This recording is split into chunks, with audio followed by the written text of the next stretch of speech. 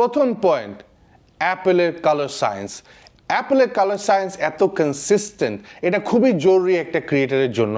আমরা অনেক ভিন্ন ভিন্ন লাইটিংয়ে কাজ করি, আমরা ভালো লাইটে কাজ করি, মাঝে মধ্যে অত ভালো লাইট থাকে না, বাট আমাদের জন্য খুবই জরুরি যাতে কনসিস্টেন্ট স্কিন টোন হয়, যাতে আমাদের পোস্ট প্রোডাকশনে বেশি উপর নিচ এডিট করতে না হয়। এই জিনিসটা খুবই ইম্পর্টেন্ট, টাইমকে অনেক কমিয়ে নিয়ে আসে পোস্টে। তো আমরা যদি কোনো কিছু শর্ট ফর্ম বা রিলস বা সোশ্যাল মিডিয়াতে কুইকলি আপলোড করতে চাই, সেগুলো এত সুন্দর, এত ভাইব্রেন্ট কালার সায়েন্স থাকে যে আমাদের ওটা নিয়ে নাড়াচড়া বেশি করতে হয় না।